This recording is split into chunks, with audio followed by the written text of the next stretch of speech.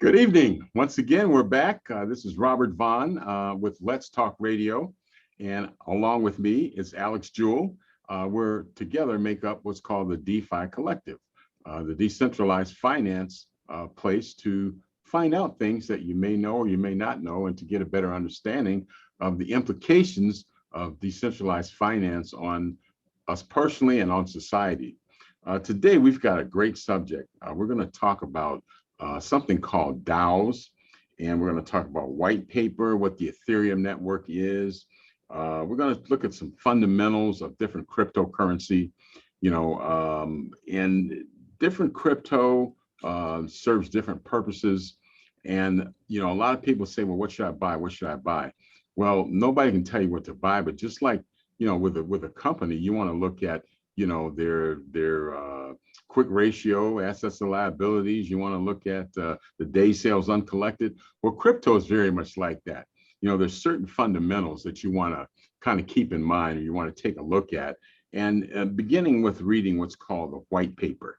So without further delay, I'm going to go ahead and I'm going to give an explanation of what a DAO is. A DAO is a decentralized autonomous organization. It's an organization represented by rules that are uncoded as a computer program that is transparent, controlled by the organization members and not by a president or board of directors, and not influenced by a central government. So a DAO's financial transaction record and program rules are maintained on the blockchain. The precise legal status is still kind of like up for grabs because it's something new. But I'll give you an example. There's a venture for capital funding that was hacked at one time, and it was drained of cryptocurrency. The hack was reversed in the following weeks, and the money was restored via what's called a hard fork, which is sort of a security feature. So, a lot of people say, well, I don't know how safe this is. I don't know how safe, but it's a security feature, and probably a lot safer than having your money in a bank, because if you get hacked, when somebody takes your money out of the bank, it's pretty much gone. But the DAOs are sort of like I know Alex said earlier, like a co-op. It's a group of people that make decisions for this computer program that does certain things, like invest money. If you want to invest money and you want to exchange, Bitcoin for Ethereum, or you want to, exchange dollars, for Solana, a lot of this happens automatically through not always a DAO, but it could be happening through a DAO. That is, like I say, a computer. It has rules encoded as a computer program. So, Alex, you want to break that down a little more and kind of elaborate on what a DAO is and what not just the nature, but the significance of DAOs are. Yeah. So DAOs are, you think about like a traditional company, for example. Let's say I have an idea and I want to put a team together of people to build that idea, and maybe we want to make some money with it. But the idea is that whereas a traditional company might actually literally look kind of like a pyramid scheme when you like look at the hierarchy of the company. And actually, I think a lot of like pyramid schemes even use that as like a way of like justifying their even worse business models. But they're like, look at a traditional company. It's also a pyramid. But the difference is that a DAO sort of looks more of like a web, right? You have sort of these lines between everybody who's a part of the DAO, who's contributing to it or using it. And there's no like centralized, sort of hierarchy here, because it's not necessary, because everybody's contributing to it, who's benefiting from it and using it. There's governance baked in. A lot of DAOs will have governance tokens as a means of like managing that exchange of governance, and managing different stake and things like that, and allowing it to have its safety. There are core dev teams, right? There's maybe like the original dev team who benefit from what's called the Genesis block. They benefit from the original creation of the platform, and they will often be there for the life of the platform. The nice thing, though, is that they don't need to be, right? Once you've sort of created this thing and you've allowed the community to take it over, it's truly decentralized. In other words, you don't have like, as the development team, you don't have 65% or something of the DAO anymore. You've allowed it to become fully decentralized. You don't have to be, it runs on the decentralized nature of it, of everybody contributing, as opposed to, you know, there being a lot more room for error in terms of like, here's just a handful of people who run the show and they can easily make a wrong turn or do something wrong. Right. Some of the benefits for even you as a company is, Mhm. you know, this is a more streamlined way. It's a more lean way of creating ideas and allowing the community to take it over. Okay. I read something a few days ago, you know, because I said, you know, when you come upon a new concept, you know, a DAO, you know, I got heard about it, I sort of knew what it was. And I said, well, what is this really, you know? And I read something where this guy said it's like if you think of a vending machine that orders the products, it collects the money, it sends the money out to whoever should get it. And all you have to do is tell it which products to order, and it does everything else automatically. Would that be a good description of a DAO? Yeah, I could kind of see that. You know, it's open source software, right? It's sort of like, you know, you have people in the community who can contribute to it if they want to. You can use it if you need it, but you know, there isn't some exact company in the middle that makes all of the decisions. In fact, there's democratization of those decisions. And so whereas like a vending machine, you still have that centralized company that manages all those vending machines. You have a centralized company that's renting it from that company, right? There's a little bit more traditional infrastructure on a vending machine, but I could kind of see the, you know, the utility. The vending machine was owned by all the users. Yeah, kind of like that. It's right? Like more of a co-op. And it's up to us to like patch it if something goes wrong. Like, right. Right. Yes, that's just that just helps. Now, what do you think the significance of DAOs are today? And looking down the road a bit, how does this play into the decentralized finance arena? And what are some of the benefits of a DAO? And obviously, you don't have a management staff that you have to pay. All the decisions are made democratically by the co-op members or the owners of the DAO. But what are some of the implications in terms of decentralized finance you see down the road and right now, Alex? Well, I think one of the big things is that everybody who uses it, who invests in it, who is a stakeholder, you know, by any traditional sense of the word, has an equal say in the organization, right? Traditionally, you might have a company that has like a few investors, and those investors make all the decisions, and maybe some of those aren't the best decisions, right? And there's maybe even like a majority of people within the company who feel differently, but they can't do anything about it. These are very inefficient ways of running businesses, right? Sometimes that centralization, while it may really benefit some like monopolies, sometimes that centralization can really work against a company too, where it can't adapt quickly.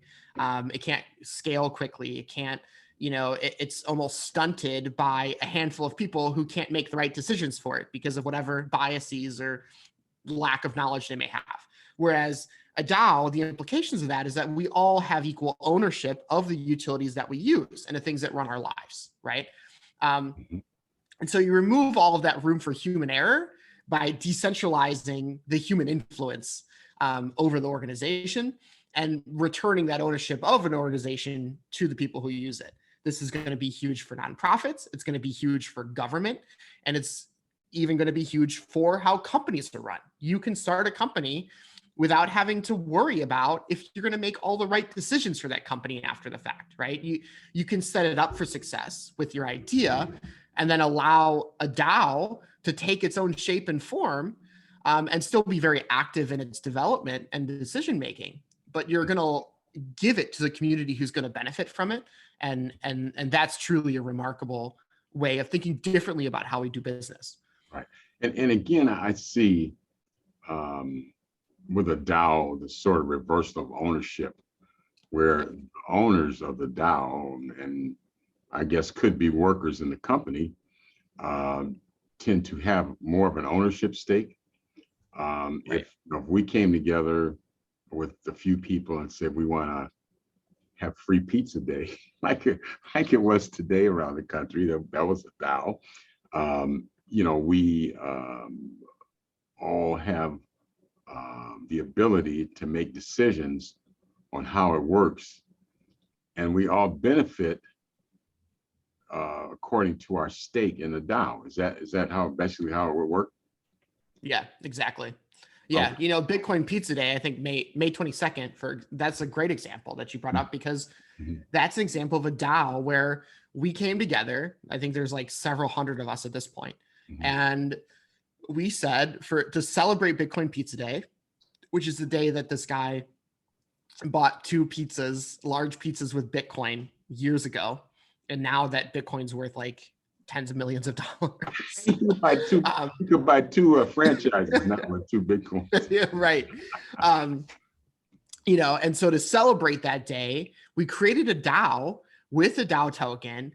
And the concept is that artists create pizza related NFTs, and we take the proceeds from the sale of those NFTs to then give out free pizza and support local pizza businesses across the country on May 22nd on Bitcoin Pizza Day. And we did that where we've now raised like an insane amount, like over $1 million at this point, to be able to give everybody free pizza on Bitcoin Pizza Day through a DAO. There's not some centralized organization that's like profiting from this. It's just a bunch of us who put this together for a good cause. And that's an example of like how, let's say you have a local cause in your neighborhood or for your church or for whatever organization, whatever thing you care about, whether it's your business or your, something you're working on individually as a hobby, your volleyball league, all these little parts of our lives that tend to like not go very well because of lack of organization by like 1 or 2 people.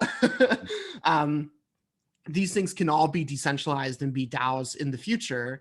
And you can benefit the most from that, and everybody can have an equal stake in how those things are organized. I was speaking to someone about a DAO yesterday, and they said, well, in India, there's a shortage of oxygen and vaccine. Could you create a DAO to maybe address that, or would that be better addressed by the government? And so far, the government hasn't addressed it very well. So there's a fund for it. There's the crypto, crypto COVID India fund or something. And Vitalik of Ethereum actually just donated like a bunch of money to it. I mean, these things are real. They're already being used to improve our world. Okay. Well, so DAOs and they exist on a blockchain too. I don't know if we said that, but this is something that exists on the blockchain. So DAOs are here to stay. I could see a DAO sort of having a nonprofit function and do some of the things that maybe a nonprofit does. If, a lot of people were interested in maybe transplants, they could start a DAO to help people, with financial needs for transplants. Or for you look at you look at how transplants work now, right? And essentially the way it works is that there's these transplant like organ company. They're actually, they're for-profit companies and they're regional. And these for-profit companies have a proprietary algorithm of some kind that like manages the list. And they're very inefficient. Like recent government studies have shown that these companies burn through millions of dollars for no reason, and they're very inefficient. They don't always do a great job. In fact, they don't even have to be transparent on how they do their job. And that job directly impacts hundreds of thousands of people, if not millions of people, who are in need of transplants.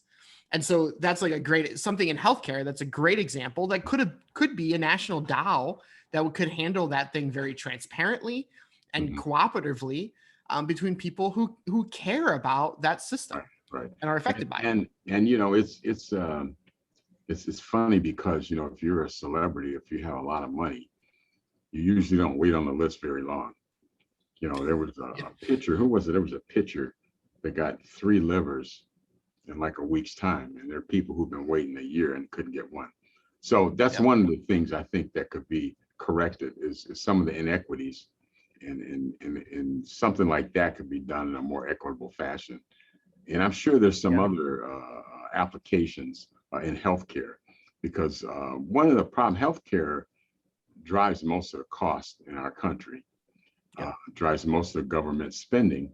And because of the inequities and the way it's delivered and the fact that it's used to make money, you know, if you want, you know, you want a heart transplant, okay, it's 750 grand. Well, you only got 100. Well, see if you can raise a little more and we'll see what we can do, you know. So I think for something like healthcare, I could foresee the time when a DAO could really facilitate the more equitable distribution in a lot of different areas. So, you know, we're looking into the crystal ball a little bit, but I think that's one way that a DAO could be have some significant impact on our everyday lives. So, yeah. Okay, well, let's move on. I want to talk a little bit about Ethereum. Ethereum is a decentralized open source blockchain with what's called smart contract functionality. Ether is the native cryptocurrency of the platform, and it's the second largest cryptocurrency behind Bitcoin, and it's the most actively used blockchain. Now, what Ethereum is, it's a platform for things like Bitcoin to exist on, and other cryptocurrencies. I think NFTs, right? CryptoKitty also was on Ethereum. So it's you know, it's like somebody said, well, it's a good stock to own. I said, well, sort of. You know what I'm saying? You kind of got the right thing. But you know, one of the things that we run into a lot, you know, when we talk to people, is that they, you know, they're always looking, you know, how can I make money? How can I make money? And the best way you can make money is you can understand where you're investing. And I think that comes from an understanding of, you know, these different cryptocurrencies, the functionality, and also the fundamentals of, you know, what they do, what is their purpose. You know, Dogecoin, which is based on, it was like started as a joke. It's based on a dog. And the guy said, well, let's just start it up and people will buy it. And it's really just all speculative. You know, it's kind of like, it's like going to Vegas or something, you know, or I don't know, you know, but it's all speculative. And it's really the fundamentals of Dogecoin is not, it's really not, doesn't really do anything. It's not based on anything. It's just people gamble that it'll keep going higher. And it's inflationary. And it's inflationary. And it doesn't really do anything. So although you might do good in the short run, in the long run, there's the lack of fundamentals to keep it sound, I guess would be a good word, to keep it liquid. So talk a little bit about Ethereum, just kind of what it is and what it does, and how important it is to this whole decentralized finance picture. So Ethereum has been up until now, proof of work, just like Bitcoin. And that does make it somewhat inefficient. However, part of the difference here is that Ethereum has this extremely active development community. And part of Ethereum 2.0 is moving to proof of stake. And so there's this constant development around Ethereum, putting out new protocols, establishing, you know, just not to cut you off, Alex, but for our listeners that don't understand proof of work, could you give a brief And then Yeah. proof of stake, just so they understand where you're going with this.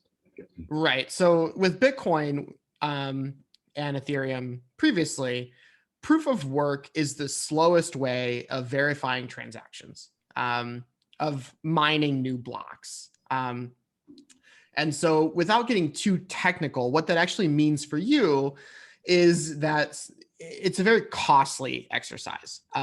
In terms of, you probably heard like a lot of critique about the environmental cost of these things, the computing power. The reason is because these transactions get verified across the entire chain. That's extremely expensive. It's not an easy thing to do. Uses a lot Almost of like, energy and it takes a lot of time. yeah, it takes a lot of energy, a lot of time. Essentially, it's almost like brute force trying to find the right key to do something, and it can take a long time. Now, this process works. It was a very good proof of concept for decentralization. And for something like Bitcoin, which is not something meant to be everyday exchange, but something that's a storage of wealth, where like, oh, I'm going to store this for 20 years and let it accumulate value, that makes sense.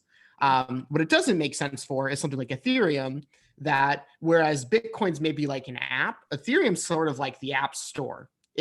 And the underlying technology that a bunch of other decentralized apps use as a means of like creating their own utility, right? And so this is the inherent difference in why it's a really positive change for Ethereum to move to proof of stake. And the difference here is that proof of stake compared to proof of work means that the transaction or the processing of the transaction is way more efficient because people are incentivized to stake their Ethereum. And if you remember when we've talked about staking, the idea of staking is like, let's say I have $10,000 worth of Ethereum. I'm not going to touch it for a while. I'm just going to stake it and earn rewards for staking it. That stabilizes the network and it reduces the amount of the network in a very exponential way. It reduces the complexity of how much of the network needs to verify a transaction. And this causes so much improvement that it's going to increase speed and efficiency. It's going to decrease the cost of processing everyday transactions. And along with this Ethereum 2.0 launch, where it's changing from proof of work to proof of stake, are tons of other technical improvements and network upgrades that are going to change a lot of things and make it better for us, right? Things that the developers more secure, more secure, faster. Faster, reduce the cost of gas fees. Right now, gas fees are extremely expensive because of network congestion, because of proof of work, and because of fundamentally where the gas fees go. So like right now, when I pay a gas fee, it's going directly to the miner. Now, there's like part of Ethereum 2.0, something that's coming out a little bit more recently. It's coming out soon. I think it's like EIP 1559, and EIP 1559 is just a name for the change. And what this change does is it moves my gas fee through the Ethereum network, and the gas fee is actually algorithmically controlled before the miner gets paid. And you can also have the option to tip the miner on top of it if you like really want your transaction to go through. But miners are kind of against this change because they ultimately they may make less fees for doing the work. But this was overall a very positive change for people who need to use the network, right? We can't just let miners get rich while the rest of the people, the only people who can afford to even use it are the rich, right? It sort of goes against what Ethereum stands for. So these are very positive changes in terms of making things cheaper, more efficient, and overall better. And that's the sort of active development. These are still emerging technologies. So these sorts of active developments are happening a lot. And it's really exciting to see. So that'll make things like Bitcoin that exist on the Ethereum network less expensive to buy and sell. Well, Bitcoin doesn't exist on Ethereum. It exists on a different network. Right. Bitcoin has its own network. Yeah. Okay. Bitcoin has something else they've been working on for years called the Lightning Network, which is sort of like their Ethereum, but it hasn't. You can develop on it technically, but Bitcoin has its own blockchain, and Ethereum has its own blockchain, and most dApps today, because of Ethereum's development community and its tools and smart contracts, which are somewhat proprietary to Ethereum at this point. Most dApps are developed on the Ethereum network, whereas Bitcoin just sort of has its single utility of being a storage of wealth, and it's a completely separate blockchain. Okay. All right. Great. Now, so Bitcoin will still be expensive. Gas fees. Right. Or just the proof of work will be expensive. Right. Let's talk a little bit about fundamentals. We get a lot of questions about different coins or different tokens, and says, well, why is Polygon better than this, or why is this better than that? What makes Solana so good? Why is Ethereum been doubling? Why did it double in the last 3 weeks? Well, the first thing you want to do is, when you understand or attempt to understand a token, is the fundamentals of what makes that token unique. And that's where what's called a white paper comes in. So Alex, tell us a little bit about what a white paper does. It gives you a description of the functionality of a token. Expand on that a little bit for us, if you would. Yeah. So when you're kind of looking at new blockchain projects, the white paper is like a really good way to see either red flags or green flags. A good way to put it. Yeah. Mm-hmm. The depth of the white paper, the clarity of the white paper. The white paper is just like a blueprint. In a lot of cases, it's how projects even get funding to begin with. If they get the interest of investors or the community who want to invest in it, who want to help build it up, who want initial airdrops from it, like, the white paper is sometimes, before there's even a network, before they've even sort of developed any of it, the white paper is the only thing that people can really latch on to say, like, what does this project do, right? And they can be kind of lengthy. I used to write them as a service, and the trick is you have to still make it seem interesting. Like, what's the big implication of this? What's the big problem this solves? And really, the big red flags when you're reading a white paper is if you see a lot of catchphrases without actual plan of action, a bunch of things that seem unrelated, like, oh, this is going to be for games with NFTs, and it's going to be, we're going to take you to the moon. And you like see these like meaningless phrases without actual like roadmap and engineering goals and like flow charts and diagrams, without any like, how are we going to build this thing? And it's just like a bunch of like airy promises. That should be a red flag. So you want to see specifics. And you want also tells you who's involved, right? Which is pretty important. Yeah, team is huge. Looking up who the team is, what other projects they've been a part of, what they sort of like talk about on Twitter and things like that are huge. Like, if they're just tweeting stupid things about like, we're taking this to the moon and we're pumping this and join this Telegram group, and like, if you're seeing them constantly pumping things to make money and not talking about the underlying technology of what they're passionate about building, that's also a red flag. Save your money. Yeah. Right. Save your money. Yeah. Okay. Yeah. Now, for instance, the gentleman, God, what was his name? Vitalik from Ethereum. Vitalik, yeah. Now, he just started another token, right? I think he's just started or was going to start another token. Have you heard anything about that? No, I don't think so. Vitalik does he does get involved with new Ethereum projects, but I wouldn't say that there's like one in particular that, he's very passionate about expanding Ethereum. Okay. And so sort of everything he does like really focuses on Ethereum. Okay. All right. Okay. But he's a gentleman that if you looked at a new token, and you saw his name that he was involved, that's probably a good buying signal, or that's probably a good Right. signal that it's going to be something that's legitimate. And I'm sure we'll have specifics rather than, we're going to take it to the moon type language, Right, exactly. Like something like Polkadot, for example. The Okay. people who are developing Polkadot and its sister Canary network, Kusama, they're from the Ethereum Foundation. They have worked on Ethereum, and when they built Polkadot, and you watch the videos of them explaining what it does and caring about, things like side chains and like these things that they're developing that are real improvements, and you can see how passionate they are about what they're building. I mean, it's unmistakable. This is a project that's doing something right now. I can't comment on where's the price going to go and what's adoption going to be like and all that stuff. But when you are putting your money in things, you have to care about who the people are and what their intentions are and what the fundamentals are.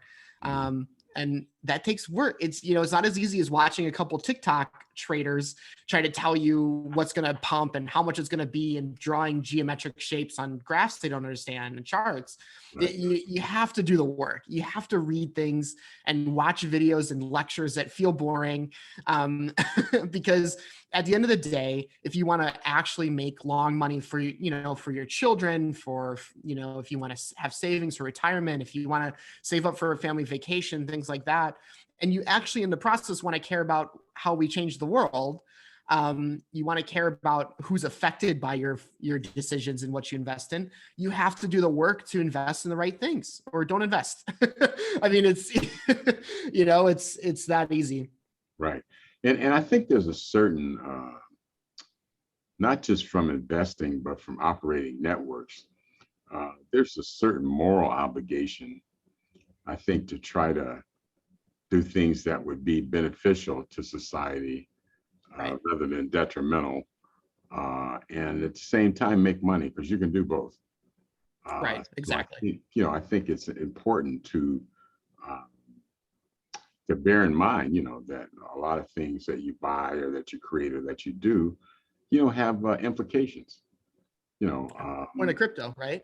Have Yeah, access to yeah, financial tools to have ownership over your finances and make more money, but in the mm, process, mm, support technology that benefits everybody in the same way equally. right, right, and that makes a better world. It just it makes so you can make money, you can make a better world. But I think crypto, a lot of people think, well, you can go in, you can take 100 grand or 50 grand and go in, and next month you can be a multimillionaire. Typically, it doesn't work that way. I mean, it's more of a long-term investment, just like anything else. I think just like anything else. Would you say that that's probably correct? Yeah. Yeah, long term. I mean, the long term goal of crypto is definitely to not have the kind of volatility that creates millionaires in fractions of a second. And the thing is that there's plenty of people getting rich off of obvious Ponzi schemes right now, and it can be really appealing. And hey, like I don't necessarily hold it against people for like participating in those, but I think we can do better. I think the realistic thing is like if you put money into something that's smart, it's going to be a little bit of a slower money. And crypto is still faster though than the majority of the traditional market. Certainly faster than having some sort of traditional savings accounts. These things have real benefits and quicker benefits in terms of your bottom line. But the reality is things are going to have ups and downs. Elon Musk is going to tweet things sometimes just to play with the market. These things are still new. They're still emerging. And it's the early days of the internet again, where you have the potential of a dot-com bubble, and emerging from those ashes, we're going to have real technology that does transform our lives for the better. And that's what happened with the dot-com bubble, right? The original internet was a bubble, but what happened is we ended up with the internet, right? Which is arguably one of the greatest things that's ever happened to our in our century. So, Right. you know, I can't tell you where to put your money or how to put your money into things or how much to put in. Those questions are very difficult to answer, but you have to care. You have to care about the fundamentals, and sometimes it's going to be slower money. You're not going to have those things that you see on TikTok, where all of a sudden you turn your 10K into $3 million. So Usually doesn't happen. And by the way, Elon Musk lost $30 billion last week. So who knew? I don't, so yeah. Okay. So fundamentals are important. Read your white paper, do your research. And I realize sometimes we use some terms you may not be familiar with. Find out. I mean, that's, because I used to talk to Alex sometime, and as I was talking to him, I had my computer there. I write this word down, I look it up, and he say, "Well, you know about those?" I said, "Yeah, I do now." So this is a new decentralized finance is a new technology. It's a new way of doing business that's going to be here. I don't think Bitcoin's not, and the fact that it's becoming more mainstream. I guess Goldman Sachs restarted their crypto department. They clipped it because they said it was just, well, they last 2 weeks ago, I think, Goldman Sachs restarted their crypto department. So they're going to be accepting crypto to purchase stocks and selling stocks to buy crypto. So, it tells you that it's here to stay. And also, I was watching the financial network today for about 10 minutes. And, I saw the NASDAQ, the Dow, Standard & Poor's 500. And under that was Bitcoin, the price of Bitcoin. So a lot of people, I said, okay, if Bitcoin is on the Bloomberg channel, when they're talking about securities, and here's Bitcoin too, that tells me that it's probably becoming more widely accepted, and we'll probably see it become even more widely accepted. And the good thing about that is, since there's a limited amount, the more people that want it, that means the price is going to go up.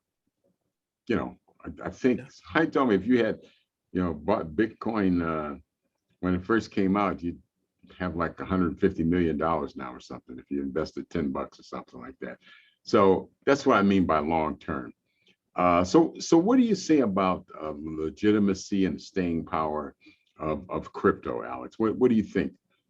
Looking forward 15, 20 years, what do you see as far as crypto? You can't, I think I see this a lot where people are already uneasy a little bit, right? Because they don't understand all of it. They've maybe heard it's a scam. It's like hard to, it's volatile. It's like nothing money, right? And they hear that, and then they immediately see some like price action that's concerning, and then they're like spooked, right? And the thing is, when I got into this 2013, 2014, I've been through a lot of cycles and I've seen a lot of ups and downs. But when you think about that, let me put it in perspective. I bought into Ethereum around $6.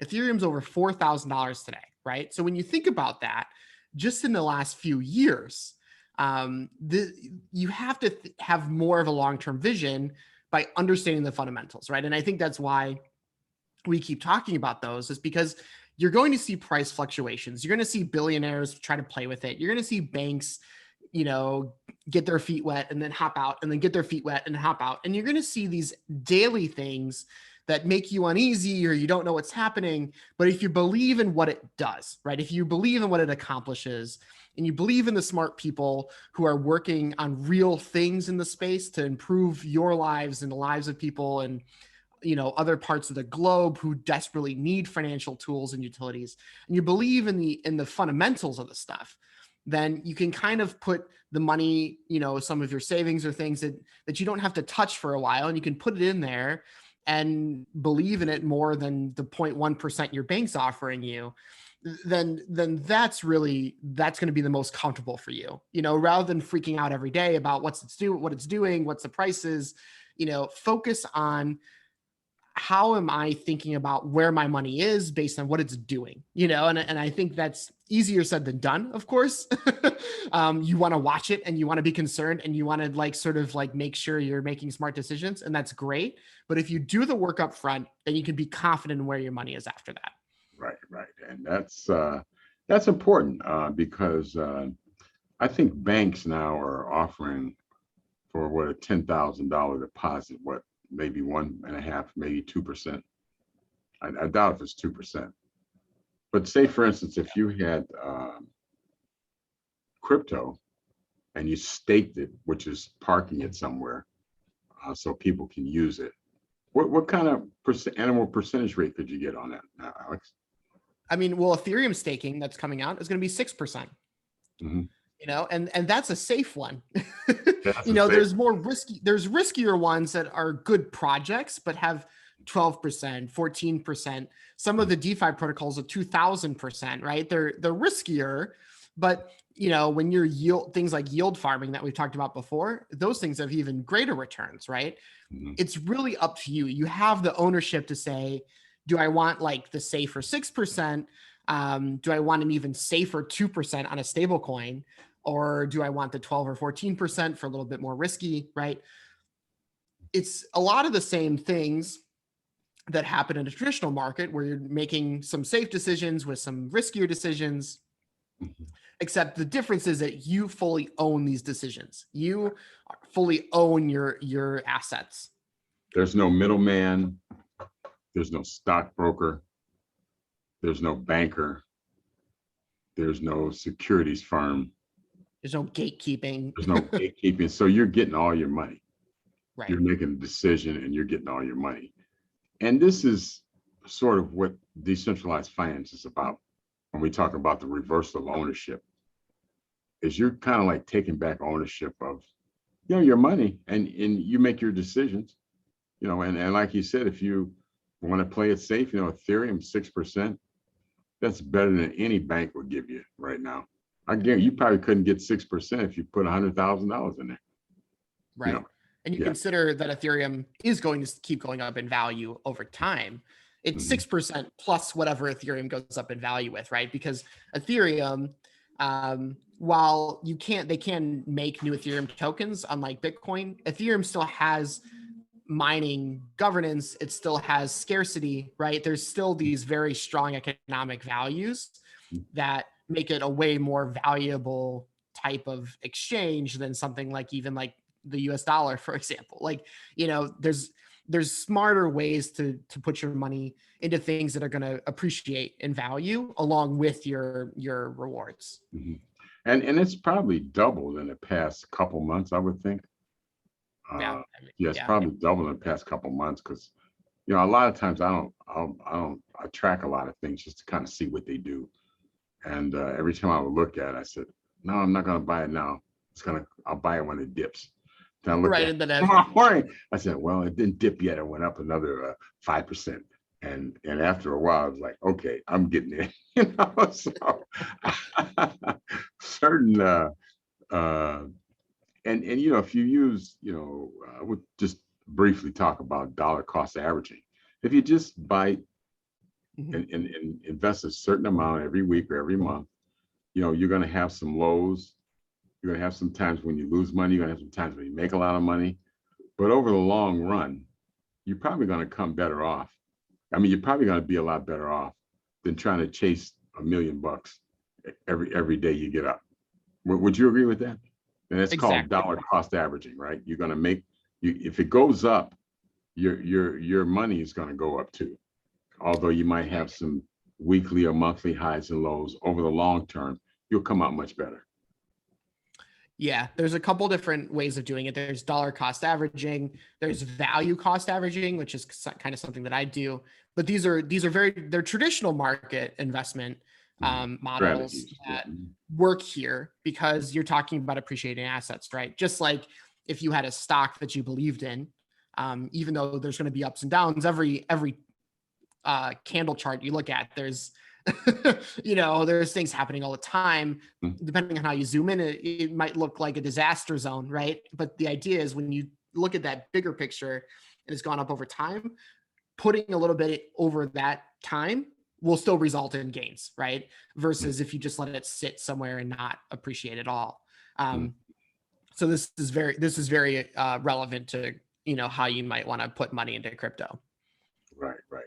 And I think I talked to a real estate person who someone wanted to buy a home with crypto, with Bitcoin.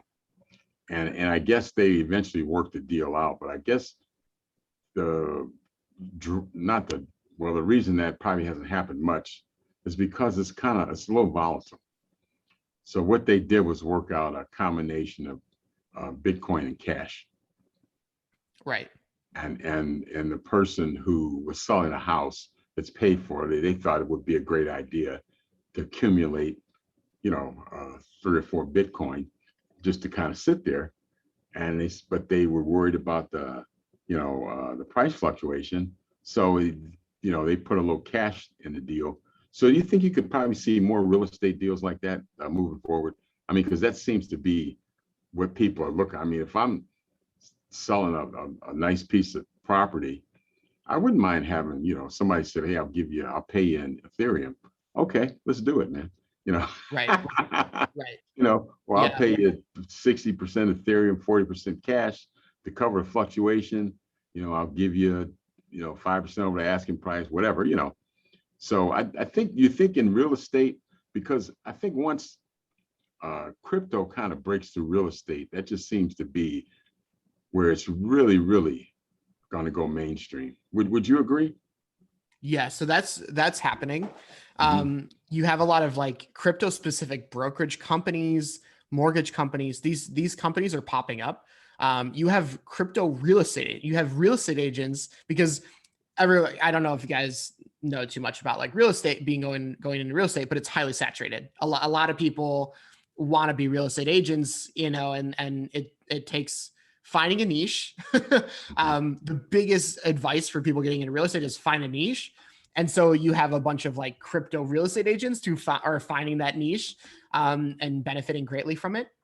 Some of the challenges, of course, are how does it work into the traditional legal system, right? How does it work in traditional financial system of like dealing with brokers and mortgage companies? And a lot of these brokers and mortgage companies do not have like a lot of knowledge of how these things work. I had a coworker recently who her husband actually sold a bunch of his crypto for them to buy the house.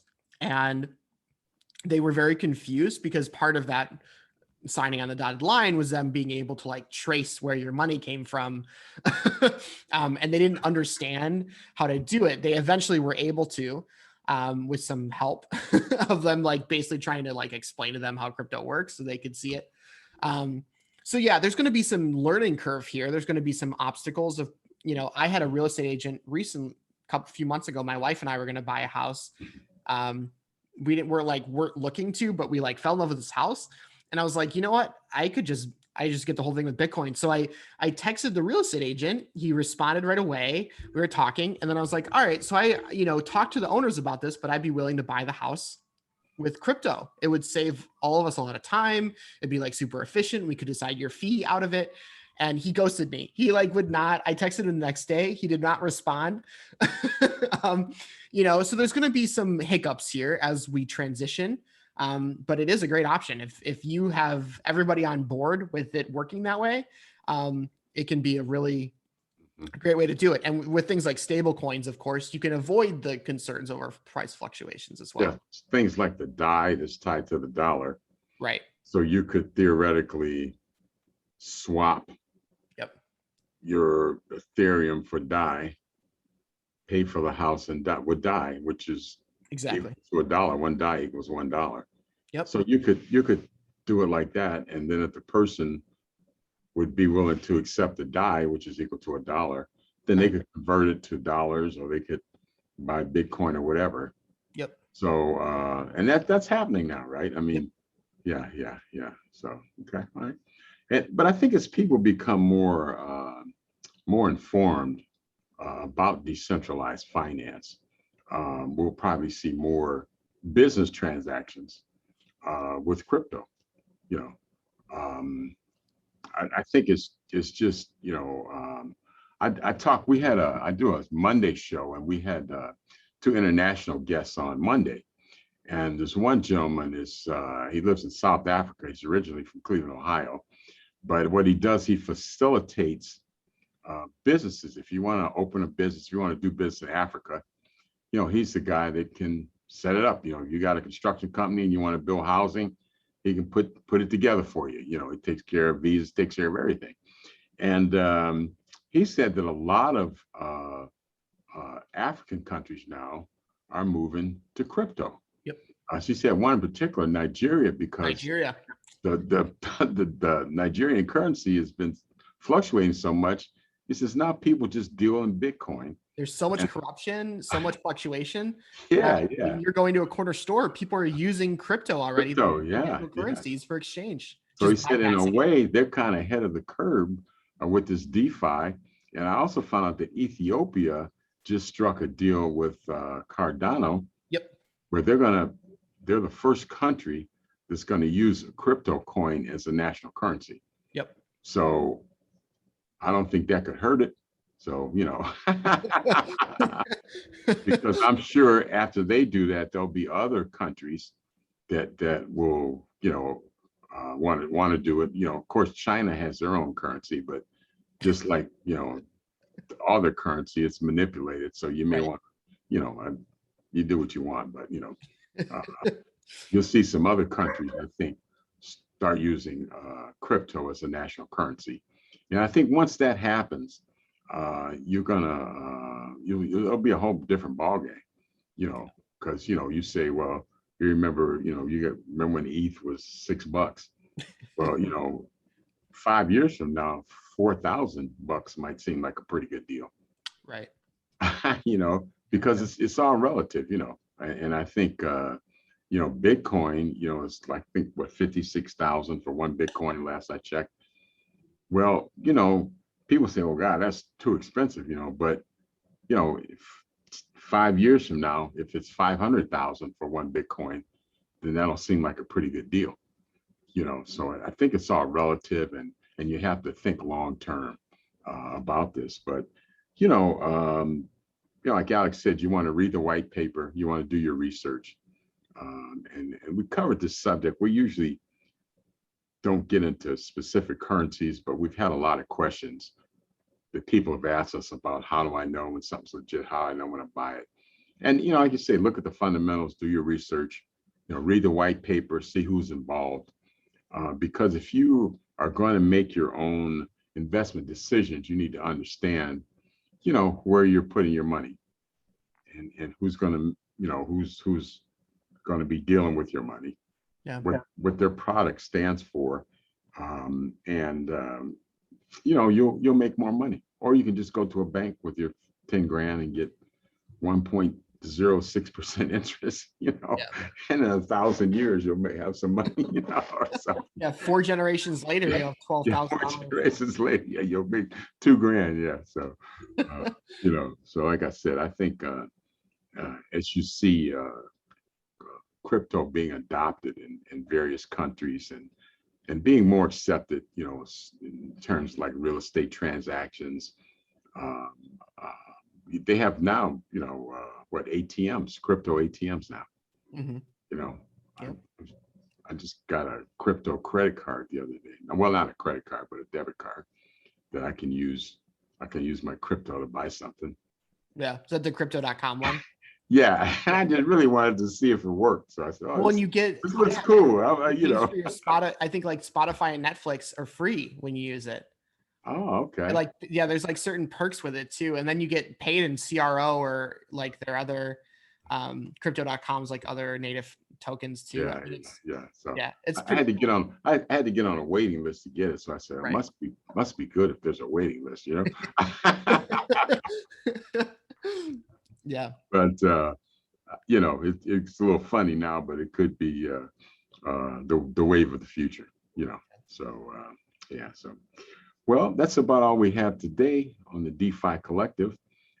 We would just remind you to we're the DeFi Collective at gmail.com if you want to email us, or we're on Let's Talk Radio, or you can go on YouTube and Let's Talk Radio with a Y, RADYO, or you can go to the DeFi Collective on YouTube and you can find all of our previous videos. And, if there's, we cover a lot of different subjects. So if there's something that you want to cover, let us know at the DeFi Collective at gmail.com, because we get, I get emails all the time, and we got a lot of emails on, crypto. That's why we cover crypto, because people say, well, what does this mean? What does that mean? Can you explain this? What is Ethereum? So we hope that we've been able to explain a little bit. And like I said, we the DeFi Collective, the Decentralized Finance Collective, is our channel. And please subscribe, like us, and subscribe. And we will continue to do this because we don't think we'll go away when Bitcoin goes away. So I think we'll probably be around for a few more weeks anyway. So, Alex, any closing thoughts? Read the white papers. They're a good read. You always be informed on what you're doing, and don't just trust random people on the internet. I know this seems like common sense, but I'm seeing more and more like traders and people like showing this lifestyle of wealth that they've accumulated from it, and like trying to give advice, and half of them are like 17, and like and you really have to use some common sense here of like what makes something inherently valuable, right? I know we're in this like the upside down right now with like how things are valued, and even though crypto's emerging and it's hard to understand, fundamentals are still important in terms of what something does, right? And I really want to keep emphasizing that point. What it does, what the utility of it is, what it's going to be used for, who's involved, I think is very important. What's their roadmap? Do they have like a plan for it after it's built? Right. Yeah. So, yeah. Okay. Well, I would just say in closing, wear your mask, stay safe, and we'll see you next week. See you later. Bye.